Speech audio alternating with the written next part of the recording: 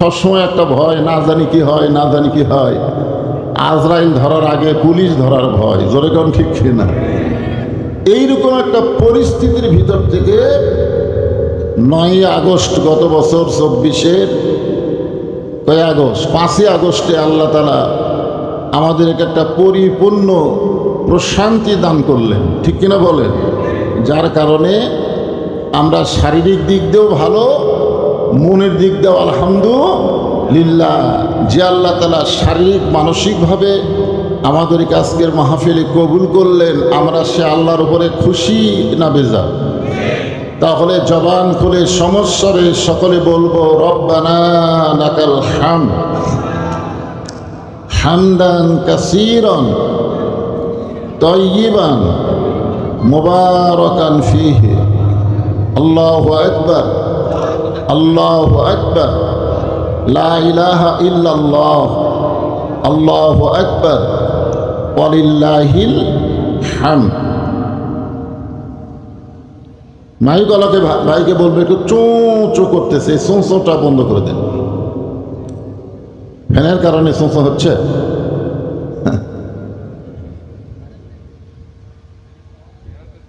তো যাই হোক, আমরা প্রশংসা কার করলাম, কেন করলাম? এমনি এমনি না, আল্লাহর প্রশংসা করার পিছনে কারণ হলো অসংখ্য কারণ। তার মধ্যে আমি 3টা কারণ অনেক মাহফিলে বলি। 1 নম্বর কারণ হলো আল্লাহ আমাদেরকে জন্মগতভাবে মুসলমানের ঘরে কবুল করেছেন। সবাই সুবহানাল্লাহ বললেন না? আপনারা কি বিশ্বাস করেন একমাত্রই ধর্ম, আর সেই ধর্ম যারা পালন করে তারা মুসলমান? এছাড়া আর কোনো ধর্মই নেই। আছে কোনো ধর্ম? অমা ইয়াবতাগি গায়রাল ইসলামা দীনান ফালা ইউকবালা মিনহু। ইসলাম ছাড়া অন্য কোনো জীবন ব্যবস্থা, ধর্ম কেউ যদি গ্রহণ করে, আল্লাহ বলেছেন কখনোই কবুল করা হবে না। আল্লাহর কাছে একমাত্র কবুলযোগ্য জীবন ব্যবস্থা, ধর্মের নাম কি? ইন্না দীনা ইনদাল্লাহিল ইসলাম। আর আল্লাহ আমাদেরকে দয়া করে জন্মগতভাবে এই মুসলমানের ঘরে কবুল করেছেন। এটা আল্লাহর অশেষ দয়া। আল্লাহ ইচ্ছা করলে আমাদেরকে হিন্দুর ঘরে, বৌদ্ধর ঘরে, খ্রিস্টানদের ঘরে পাঠাবার পারতেন। কি কোন পারতেন কি পারতেন না? কিন্তু আল্লাহ রুহের জগতে আমাদের রুহগুলোকে এত ভালোবাসলেন, দুনিয়াতে পাঠানোর সময় বাছাই করে করে মুসলমানের ঘরের মধ্যে কবুল করলেন। তো যে আল্লাহ জন্মসূত্রে আমাদেরকে মুসলমানের ঘরে কবুল করলেন, আমরা সে আল্লাহর উপরে খুশি না বেজার? আলহামদুলিল্লাহ। আল্লাহর প্রশংসা করার কারণ হলো নিদানে আখেরাতে তরাইতে পুলসিরাতে কান্ডারি হইয়া নবী পার করিবেন সেই তরণী। অনেক সময় দেখবেন বড় বড় কিছু নেতা আছে, সেই নেতারা কিন্তু চামচাদের বলে যে কোনো সময় যদি ঠেকে যাস আমাকে মোবাইল করিস, আমি তো বাঁচায় নেব, এরকম কথা বলে কি বলি না? যদি ঠেকে যাস। আজকে বাংলাদেশে একটা দলের লোকেরা খুবই অত্যাচার করতেছে, মানুষকে কষ্ট দিচ্ছে, জোরে কোন কথা ঠিক কিনা? কারণ কি? ওদের পিছনে একটা কি আছে, একটা পাওয়ার আছে। যদি ঠেকে যায় আমি আসি। এটা দুনিয়ার বাংলাদেশে হতে পারে, কিন্তু আখেরাতের আদালতে কোনো কারণে যদি আমরা ঠেকে যাই, কি মনে করতেছেন তখন বাংলাদেশের কোন নেতা আমাদেরকে বাঁচাবার পারবে? পারবে? একটা গান শুনছিলাম ছোটবেলায়, আপনারা শুনছেন কিনা? আসেন আমার মুক্তার, আসেন আমার ব্যারিস্টার, শেষ বিচারের হাইকোর্টেতে তিনি আমায় করবেন পার। আমি পাপী, তিনি জামিনদার। আল্লাহ যখন হাকিম হইয়া আমাদেরকে আসামি বানায় বিচার শুরু করবেন, ওই সময় আমাদের নবী আমাদের উকিল হয়ে, ব্যারিস্টার হয়ে আমাদেরকে সুপারিশ করে জান্নাতে পৌঁছায়া দিবে। এমন একজন নবীকে আমরা নেতা হিসাবে পাইছি, খুশি না বেজার? খালি নবী না, খালি নবী না, আমাদের নবী হলেন আমাদের নেতা। ধরে কোন ঠিক কিনা? এটা দুনিয়ার কোনো আদালত নয়, আখেরাতের আদালতে যিনি আমাদেরকে ঠেকা গেলে, আমরা তো ঠেকা যাবই। আমাদের চাল চলন আমল আখলাকে আমরা সরাসরি জান্নাতে যাওয়ার পারবো এরকম সাহস আমাদের আছে? কিন্তু আমরা জান্নাতে যাব এই বিশ্বাস আমাদের আছে। সোনালো বলেন না কেন? কারণ মুসলমানের ঘরে যখন আল্লাহ কবুল করেছে তখন বিশ্বাস করতে হবে অবশ্যই আমরা জান্নাতে যাব। জোরে কোন ঠিক কি না? কিন্তু সরাসরি তো যাবার পারবো না রে ভাই, ঠেকে যাবো, ঠেকে যাবো না। আল্লাহ কয় থাম, যেই বলবে থাম তখন আমাদের নবী উকিল হয়ে আল্লাহর সঙ্গ কালতি করবে। আল্লাহ আপনি কারে থামতে বললেন? আমার উম্মত, এ আমার উম্মত। উম্মত হবে গুনাহগার, নবী করবেন পার। আমরা সেই নবী পেয়েছি যিনি শুধু নবী না, লাকাদ কানা লাকুম ফি রাসূলিল্লাহি উসওয়াতুন হাসানা, আমাদের নেতা। এমন একজন নবী এবং নেতার উম্মত হওয়াতে আপনারা খুশি না বেজার? তাহলে জবান খুলে আর একবার বলি আলহামদুলিল্লাহ। আল্লাহর প্রশংসা করার আর একটা কারণ হলো যে কোরআন থেকে আপনারা তাফসির শুনবেন। যে কোরআন থেকে এত রাত ধরে বসে আছেন আপনারা তাফসির শোনার জন্যে, আপনারা বলেন তো এই কোরআনের মধ্যে কি কোনো সন্দেহ আছে? আছে? এই কোরআনের মধ্যে কোনো জায়গায় কি কোনো ধোঁকা আছে? এই কোরআনের মধ্যে কি কোনো জায়গায় কোনো গোঁজামিল আছে? নাই। কেমনে বুঝলেন? কোরআনের ওয়াজ শুনেই বুঝলেন না? আপনারা তো এ পর্যন্ত বাংলাদেশের স্বাধীনতার পর এ পর্যন্ত আপনারা তো কোরআনের শাসন দেখেননি, কোরআনের ওয়াজ শুনেছেন। জোরে কোনো কথা ঠিক কিনা? খালি কোরআনের ওয়াজ শুনেই তিনটা নাই করলেন। কয়টা নাই করছেন? সন্দেহ নাই, ধোকা নাই, গোজামিল নাই, খালি ওয়াজ শুনেই। এটা কি তালের মাথায় কইলেন? তাল। বাংলাদেশের মানুষেরা তালে বেশি মাতাল হয়। যাই বলে আইরে সেই দিকে যাইরে, বোঝা শোনা নাই রে। কে ডাকলো? শয়তান ডাকলো না আল্লাহ ডাকলো? এদিকে খেয়াল নাই, খালি যাই যেদিকে ডাকে সেই দিকে দৌড়ে। কি যাই বলে আইরে, বোঝা শোনা নাই রে, আমরা সবাই যাই রে, নাকি? সেদিকে যাবেন, যাই যেদিকে ডাকবে সেদিকে যাবেন। মুসলমান যারা হবে তারা আল্লাহর আহ্বানকে গ্রহণ করবে। জোরে কথা ঠিক কিনা? এখন আপনারা বলেন এই কোরআন কার বাণী? আল্লাহর বাণী। আমি সেই কোরআন থেকে দুটো আয়াত আপনাদের সামনে আলোচনা করার চেষ্টা করব। আপনারা একটু মনোযোগ দিয়ে শুনবেন। আমি ধুনুটে বহু বছর হলে ওয়াজ করি, ধুনুটে বহু বছর। অনেক ছেলেরা হয়তো তখন জন্মই নেয়নি, তার আগে থেকে আমি ওয়াজ করতেছি ধুনুটে। মাঝখান থেকে যে আপনার একটা এমপি আসার পরে, ধুনুট শেরপুরের এসপি সাহেব আসার পরে আমার ওয়াজগুলো বন্ধ করে দিয়েছিল। আমি ধনুট শেরপুরে আর ঢুকতেই পারতাম না। কথাটা বুঝলেন তো? এই ধনুটে আমি যত মাহফিল করছি আমাকে 11টার পরে টেজে দিছে আজকেই প্রথম।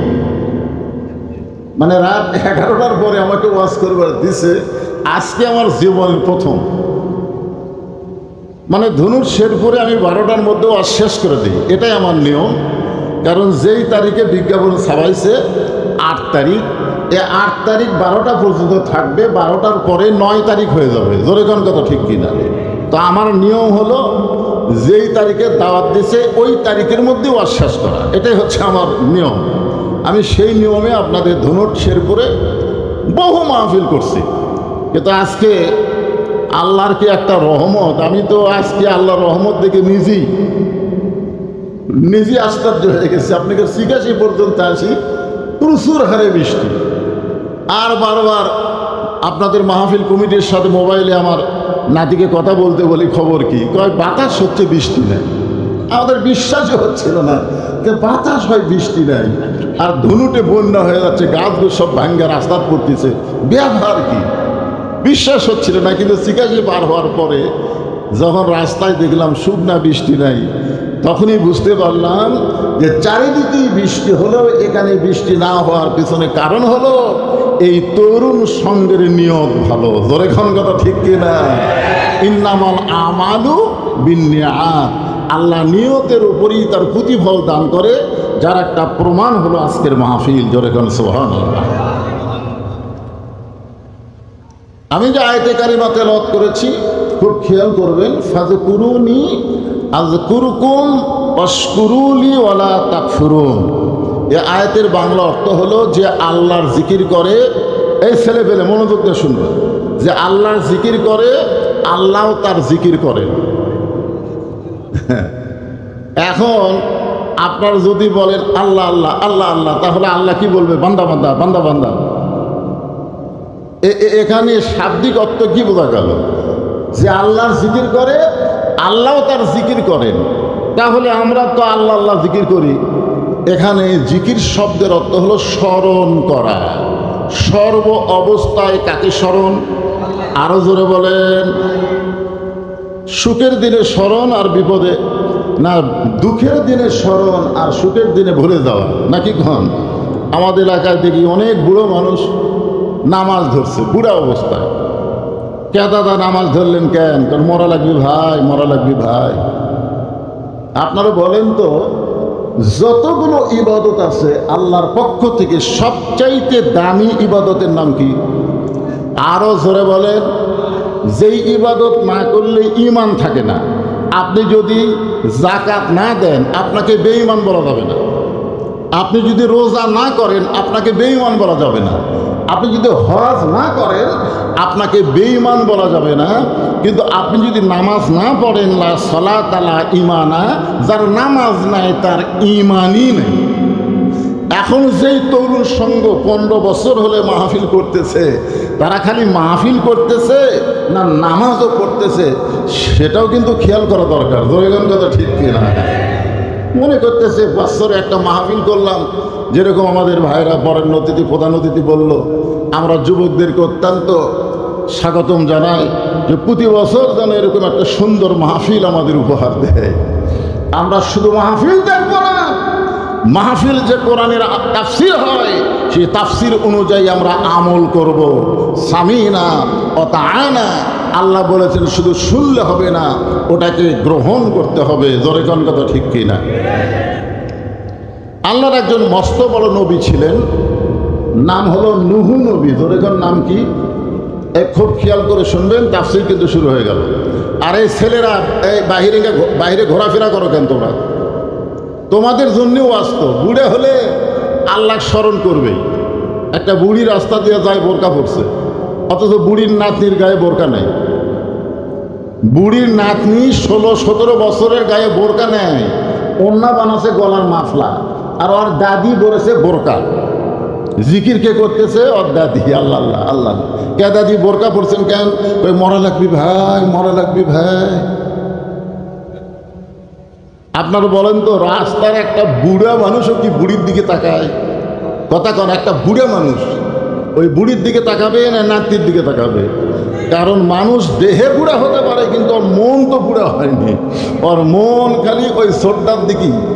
যেটা বোরকা পরা লাগবে সেটা বোরকা পরেনি, কারণ আল্লাহর স্মরণ নাই। আর যেইটা পরা লাগবে না, যে বুড়ির দিকে কেউ তাকায় না, সে আল্লাহকে স্মরণ করে বোরকা পড়ছে। ধরে কোন কথা ঠিক কিনা? হ্যাঁ, এই জন্য খুব খেয়াল করবেন। নূহ নবী একজন আল্লাহর মস্ত বড় পয়গম্বর। তিনি শুকনা জায়গায় নৌকা তৈরি করতেছেন। জোরে কোন কি তৈরি করতেছেন?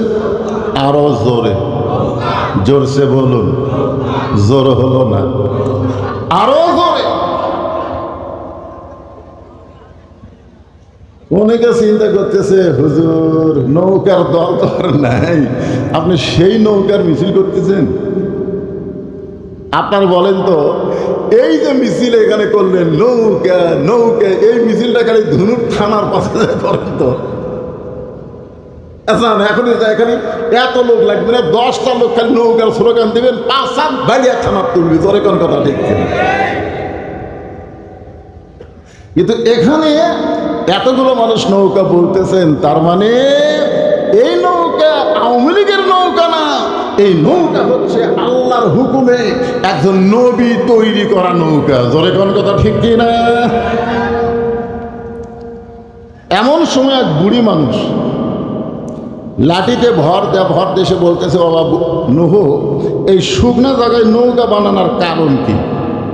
এই শুকনা জায়গায় নৌকা বানানোর কারণ কি? নুহ বলতেছে, বুড়িমা, বন্যা নামক একটা গজব আসবে, এই গজবে গোটা পৃথিবী ধ্বংস হয়ে যাবে, শুধুমাত্র নৌকার উপরে যারা থাকবে তাদেরকে আল্লাহ রক্ষা করবে। বিশাল একটা বন্যা নামক গজব আসবে, এই গজবে গোটা পৃথিবী কি হবে? শুধুমাত্র নৌকার মধ্যে যারা থাকবে তারা ধ্বংস হবে না। বুড়ি বলতেছে, বাবা নুহ, বিশাল বন্যার গজব থেকে সবাই যদি নৌকায় উঠবার চায়, তাহলে এই ছোট্ট নৌকায় কি সব মানুষের জায়গা হবে? সঙ্গে সঙ্গে নুহ বললেন, বুড়িমা, এই নৌকায় চলার শর্ত হলো আল্লাহর প্রতি ঈমান আছে যারা নৌকায় জায়গা পাবে তারা। ঈমানদার বান্দাবান্দি যারা নৌকার মধ্যে জায়গা পাবে, শোনেন, ঈমানদার বান্দাবান্দি যারা নৌকার মধ্যে জায়গা পাবে তারা। সঙ্গে সঙ্গে বুড়ি বললেন, বাবা নুহ, আমিও নৌকায় জায়গা নিবার চাই। বুড়ি বললেন, তাহলে আমার সঙ্গে আপনি পড়েন, লা ইলাহা ইল্লাল্লাহু নূহু নাবিউল্লাহ। আচ্ছা, আপনারা নূহু নাবিউল্লাহ বললে কি গুনাহ হবে? পৃথিবীতে একটাই ধর্ম, তার নাম হলো ইসলাম। সমস্ত নবীকে তারা ভালোবাসে, জোরে কোন কথা ঠিক কিনা? কিন্তু অন্য ধর্ম যারা পালন করে, আমাদের নবীকে তারা বিশ্বাস করে, যিনি নবীদের নবী, সাইদুল আম্বিয়া, সাইদুল মুরসালিন, আর সেই নবীকে তারা বিশ্বাস করে না। আর আমরা মুসলমান সমস্ত নবীকে বিশ্বাস করি। সমস্ত নবী সম্পর্কে আমরা বলি, কুল্লু নাবিউন মাসুমাইন, প্রত্যেকটা নবীরা হলো বেগুনা। জোরে কোন সুবহানাল্লাহ। তাহলে আমার সঙ্গে সকলে পড়েন, লা ইলাহা ইল্লাল্লাহু নূহু নাবিউল্লাহ। সঙ্গে সঙ্গে নূহ নবী বললেন, বুড়িমা, আপনার আর কোনো চিন্তা নাই, আর কোনো কি নাই, আর কোনো চিন্তা নাই।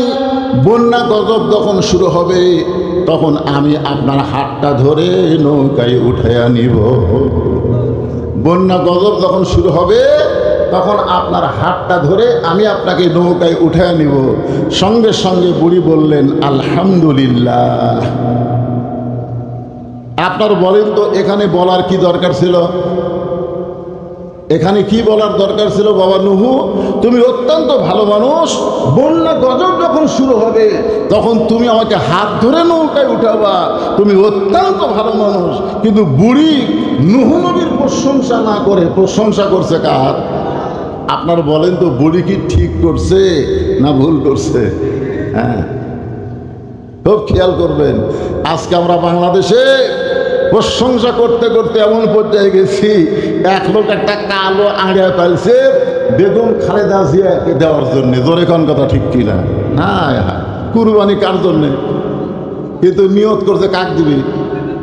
খালেদা জিয়া কি তুইয়া মুয়া নেত্রী, যিনি আপসহীন দেশ নেত্রী, তিনি বলেছেন তোমার কুরবানি গ্রহণ করা হবে না, বরং তোমার এলাকার গরিব মানুষকে তুমি জব করে খাওয়াও। জোরে কোন কথা ঠিক কিনা?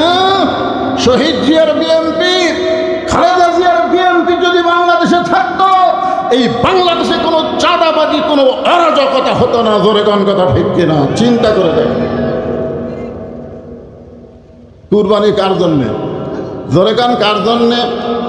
ইন্না সালাতি অনুসুখী অমাহইয়া অমামাতি লিল্লাহি রাব্বিল আলামিন।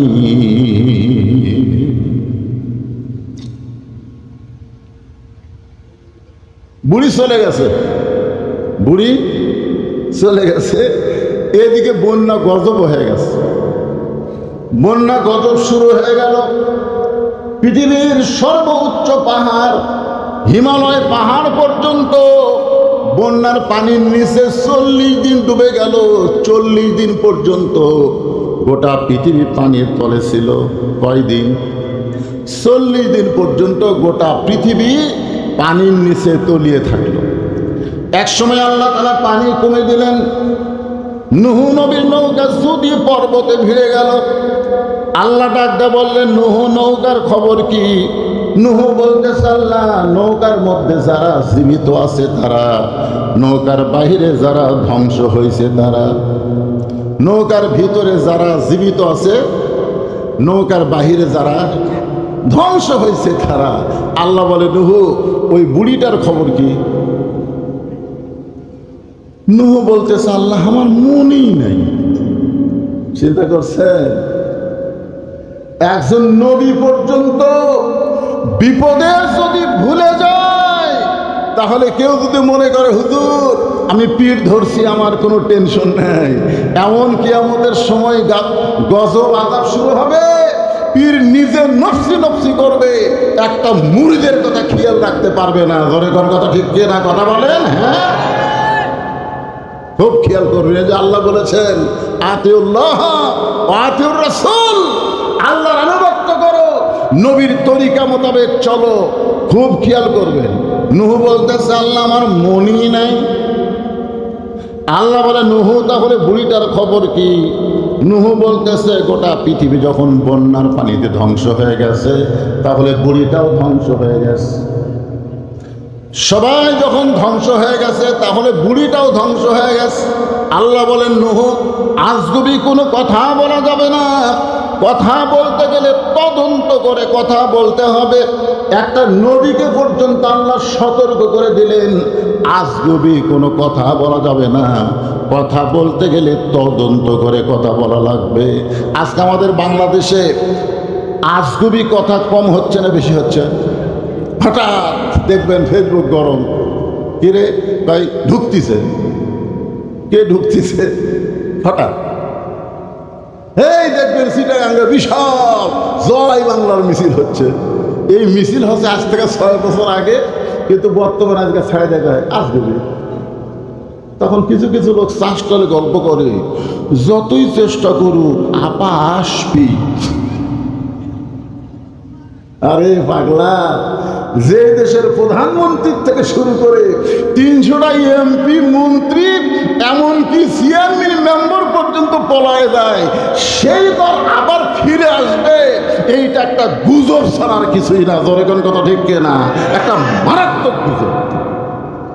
আসবে কি?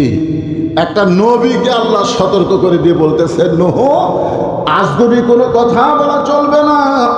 তদন্ত করে দেখো বুড়িটার খবর কি, তদন্ত করে দেখো বুড়িটার খবর কি। এবার নূহ নবী তদন্ত করতে গিয়ে দেখে, বুড়ি তো দূরের কথা, বুড়ির ঝুপড়ি বাড়ি পর্যন্ত কিছুই হয় নাই। বুড়ি তো দূরের কথা, বুড়ি তো ভাঙ্গা চুঙ্গা বাড়ির থাকে, ওই বাড়িটার পর্যন্ত কিছু হয় নাই।